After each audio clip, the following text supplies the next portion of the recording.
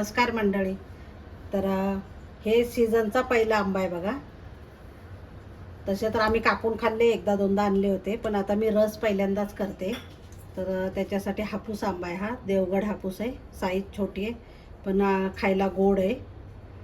तर आता मी रस करणार आहे. त्यासाठी मी केशर थोडंसं पाण्यातच भिजत घातले. तुम्ही दुधात पण भिजवू शकता, कारण गरम दूध घ्यायचं आणि त्याच्यात टाकायचं, पण मी पाण्यात घेतलेलं आहे. आणि हे मी असं रस असा करते की नेहमी ना वरचं साल काढते, म्हणजे खराब असं एकदम अचानक पिळायचं नाही आहे त्याला. पूर्ण खराब वगैरे असेल ना तर लगेच कळतं. हे बघा, छान निघलेलं आहे मस्त एकदम.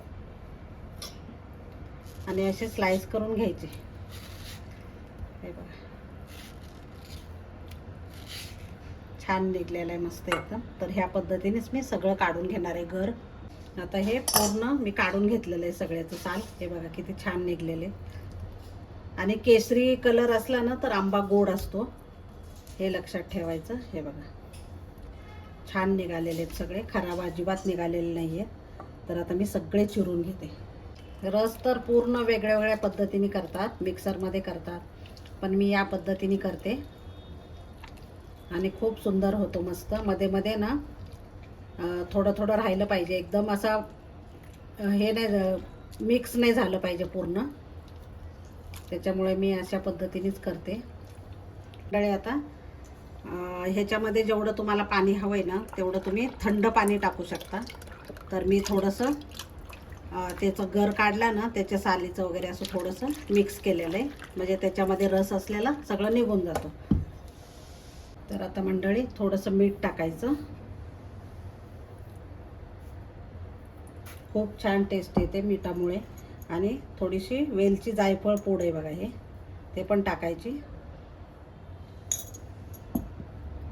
आणि हे केशरचं मी पाणी करून ठेवलं होतं ना ते पण टाकायचं.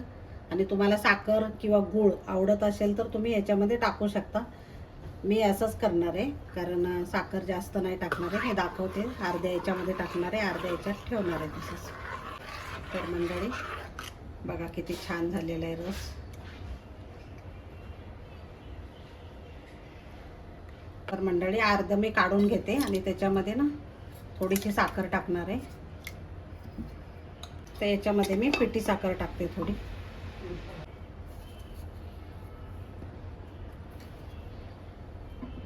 पिठी साखर टाकली ना पटकन विरघळतं. तुम्ही गूळ पण घालू शकता. तर मंडळी रस तयार झालेला आहे बघा.